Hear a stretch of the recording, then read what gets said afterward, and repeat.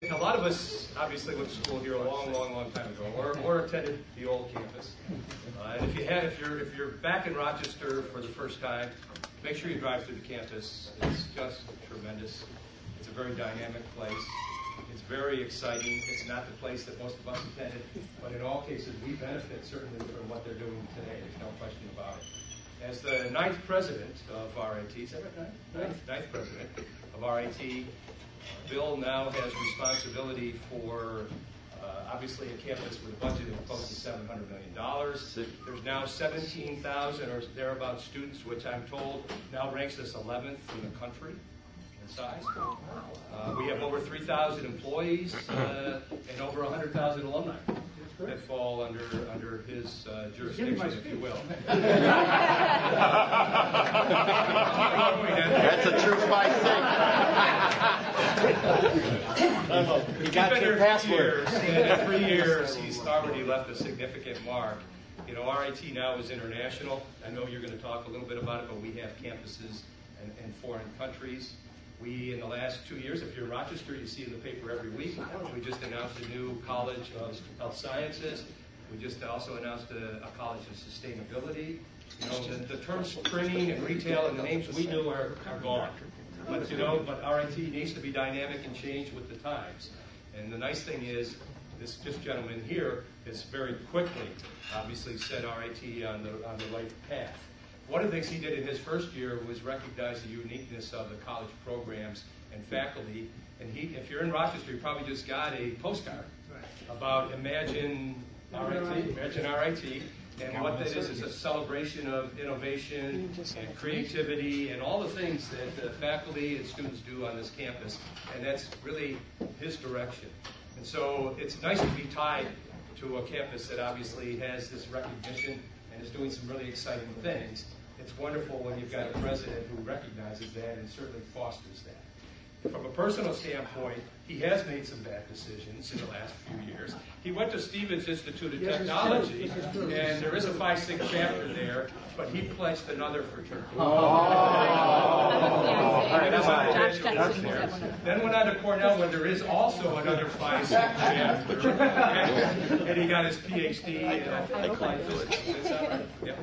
Bill and his wife are very interesting people. They're environmentalists in their own right. He drives a Prius. He believes in... I have a Chevy Bolt coming out. You got to put plugs around campus now. So he believes in alternative energy vehicles, and he does what he preaches, which is really kind of exciting. He's been known to bicycle to office, and he's also renowned as a world collector of antique banjos. And we invited him to bring one tonight and to help us with our 5-6 songs, but he passed and said we would do that at another time. So without him, please get welcome.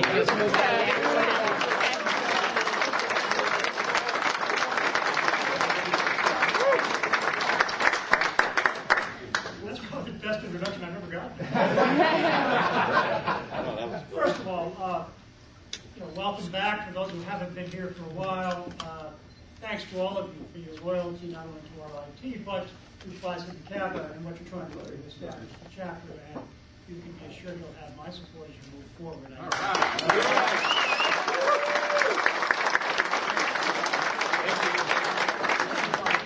There's a little-known story about Phi Sigma Kappa you probably don't know. I don't think it's been recorded in any of the history books, but these two RIT Phi Sigma Kappa brothers who actually were shipwrecked on a cruise. They were on a nice Caribbean cruise, and the boat went down, and they were washed up the shore on this very isolated desert island. And one of them was absolutely frantic. This was such an isolated island that he said, they're never going to find us. We're just going to stay out. A couple of palm trees, but that's about all there was on the island. And his brother was just as calm as could be. He said, I don't see a problem. And the guy who was frantic said, how could you be so calm in a situation like this? We're going to starve out here. And he said, well, I have an outstanding pledge to RIT, they'll find me.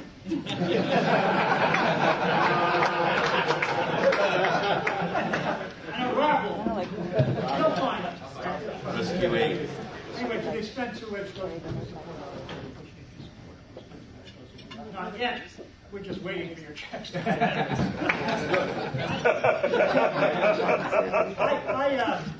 I really don't want to talk a lot about our IT because, first of all, enough has been said. These institutions are on an extraordinarily positive trajectory in virtually every way I can think of. You know, applications to our freshman class are up 16% this year, and we'll have over 25,000 applications for a freshman class in 2016. So, you know, one of the great things I'm here to tell you is that none of us would have gotten it. This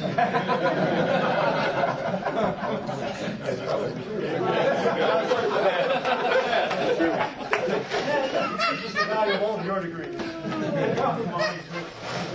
I did want to talk a little bit about my own experience as a fraternity bunny and the role it played in my own life. Like so many of you, I went to an engineering school. At the time, it was all male, and for many of you, RIT was mostly all male. We're now up to about 35%, so the ratio is a little better than 2 to 1. It used to be, I guess, 8. And I think that if I hadn't joined a fraternity in my freshman year, I don't think I could have succeeded or stayed. I think you're basically, you know, going to an engineering school, going to a technological school, going to a place like RIT where all of the, you know, there are no gut majors at RIT. Where everybody who goes there actually takes a very rigorous academic curriculum, and the quarter system is as tough as nails, as we all know. And so I really think that unless you have some involvement outside of the normal classroom laboratory experiences you're having, it can be a mind-numbing experience. And I think that what all of you found in your lives in PSK are that you know, a fraternity is a wonderful way to put yourself in the hands of a group of very similar people who happen to care about you as well as the organization they're members of, who happen to actually care that you succeed academically, that you succeed socially and athletically if you're involved in those teams. They're the kind of people who help you study, the kind of people you party with, but I think more importantly, they're the kind of people who basically become your friends for the rest of your life. And I think that's really what this is all about. Hear, hear. We need to provide, you know, more of these kinds of experiences at RIT for our students. I'm very pleased to say, because we've been working so hard on it, that student retention and graduation is way up in RIT. But that doesn't mean we still don't have some work to do to provide the kind of experience for our students that our students really need. And I think that one of the things I'm so proud of at RIT is that all the fraternities there actually are so positively engaged in our community. There's not one that isn't actively engaged in some philanthropic effort in the community. I don't think I can walk down a quarter mile without getting hit up by one of the fraternities for a donation.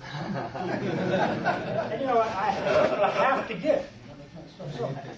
So I'm so impressed by the seriousness of the groups. I know they like to have fun, just like you like to have fun when you were students. And those kind of, you know, social events are wonderful breaks from the normal tedium that you go through if you're a student like you are at RIT. But I think that the opportunity that you're going to provide through this reorganization effort to countless additional young students at RIT is a very important one. I hope you strongly support it. I hope that you'll you know, come back to campus and mentor some of these students and get involved in the chapter where you can, especially during its early days. I think you'll have to go through a kind of colonization process and so forth as you're getting reorganized, but I think that you're well on your way. I can't imagine you'd be off to a better start than hosting a dinner with this strong group of people here to get behind the effort. So you have all my best wishes for success. Now I have to run off to the hockey game and cheer for RIT. The women, by the way, just got into the Final Four of the NCAA. Yes.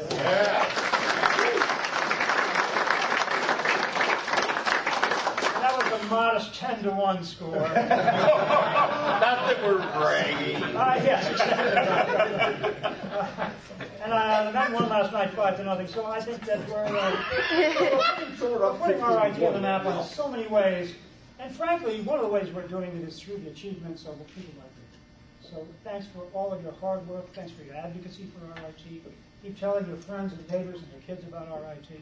Tell them what a unique and wonderful place it is. And working together, we're going to make it one of the greatest universities in the world. Thanks. Yeah.